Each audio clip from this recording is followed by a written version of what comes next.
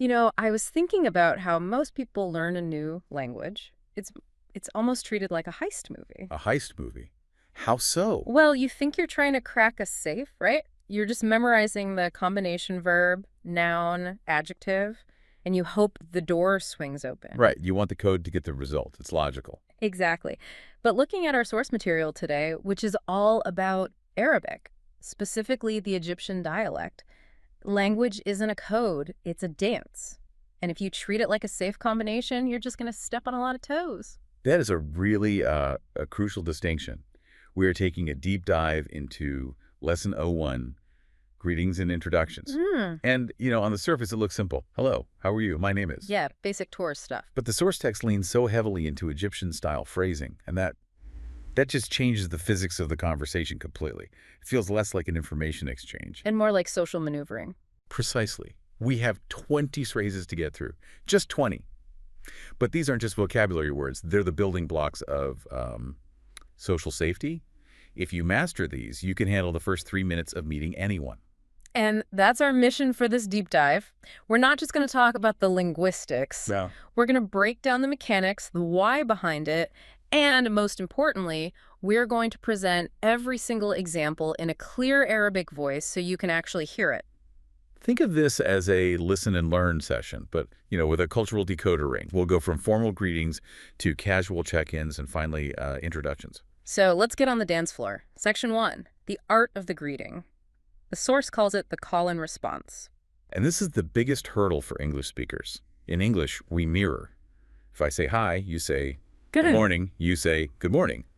It's a zero-sum game. Right. I give you X, you give me X back. But in Arabic, that almost never happens. There's a reply key. If I say X, you are linguistically obligated to say Y. It's like a secret handshake.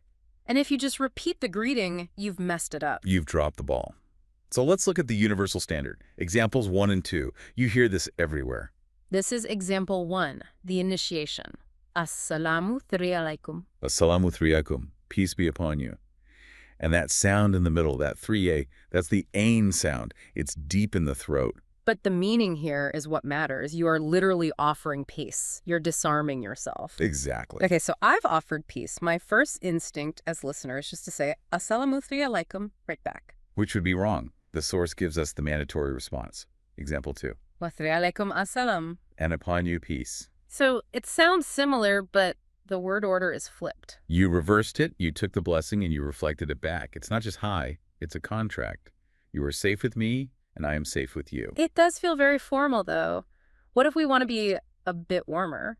The text has examples 3 and 4 as a welcome exchange. This is for when someone enters your space, your home, your office, your cafe. Okay, so here's the initiation. Example 3. Ahlan wa salam. Ahlan wa salam.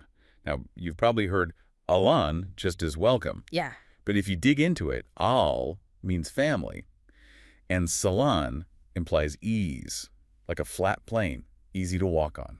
So you're basically saying you are family and your arrival is easy on us. That is so much more than just welcome. It is, and because it's so generous, the response has to be personal. You can't just nod. Use example 4. Ahlan bik. Ahlan bik.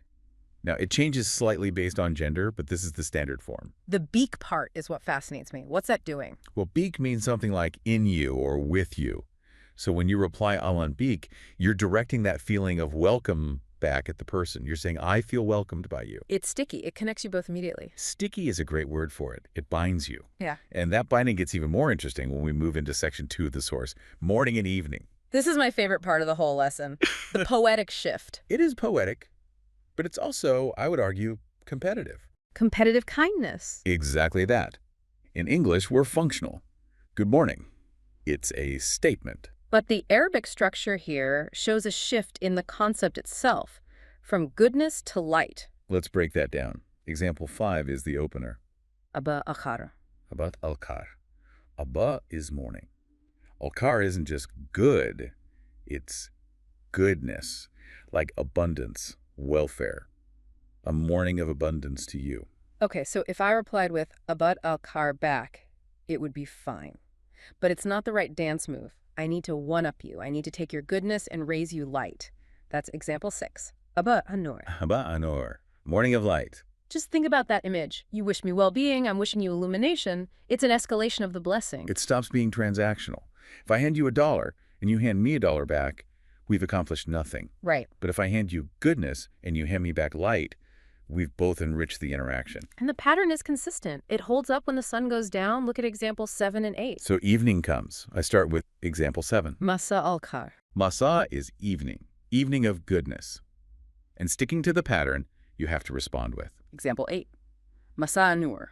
Masa Anur, evening of light. It forces you to be present. You can't just mumble a reply. You have to listen to what they said so you can calculate the correct light response. It demands mindfulness. We've established peace, we've welcomed them, we've exchanged light.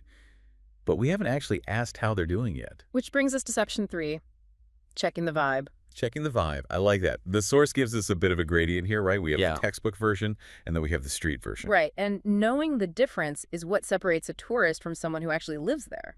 Let's start with the standard one you learn in school. Example 9, Izayak. Izayak. Yeah. Simple, direct. It means, how are you? Or how's your condition? It's very calm, very polite. And the polite standard response is in example 10, Ana bikar shukran. Ana bikar shukran. I am fine, thanks. It's functional, it closes the loop.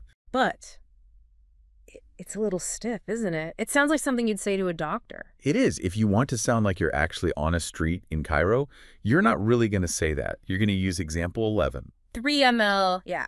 Or enta, 3 ml air. 3 ml. This is quintessentially Egyptian. 3 ml comes from the verb to do or to make. So you're literally asking, what are you doing? But I'm not asking for their to-do list. No, not at all. It functions like, how's it going? Or what's up? It's active. It implies, how are you handling things today? It's much more dynamic. I love that, 3 ml. It just sounds friendlier. Now, the source gives us a whole menu of responses. And this is where it gets really interesting culturally. Because in the West, if I ask, how are you? You just say good. Even if your day is terrible, you say good. It's a reflex. But here, the response reflects a worldview.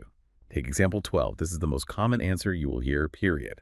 Alhamdulillah. Praise be to God. Now, a listener might think, wait, I'm not religious, should I use this? And the answer is yes. It's almost transcended religion to become a cultural default. It's a philosophy, isn't it? It implies that whatever my state is, good or bad, I'm accepting of it. It covers everything. If someone says, Alhamdulillah, with a sigh, you know it's been a rough day. If they say it with a smile, it's a good day. The words don't change. That's so nuanced. But what if you're in a hurry? You want to be efficient. The source gives us example 13, tamam, or ana tamam. Tamam. This word is like the Swiss Army knife of Arabic.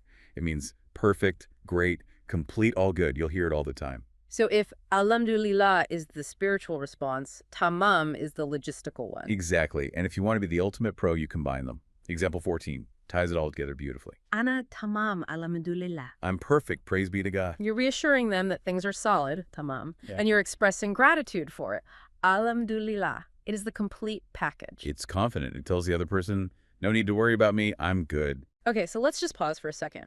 We've established peace, we've wished them light, we've checked the vibe and confirmed we're tamam. But we are still strangers. We don't know who we're talking to. Right. We need data. This brings us to section 4, identity and location. The taruf. The introduction. The source breaks this down into 3 key data points: name, origin, and location. Let's start with the name. Example 15 is the question. Esmak A. Esmak A. So esm is name. The ak at the end is your, masculine. Yeah. And A is what. So name your what. And the source gives us a persona to practice with in example 16. Ana Esmi Muhammad.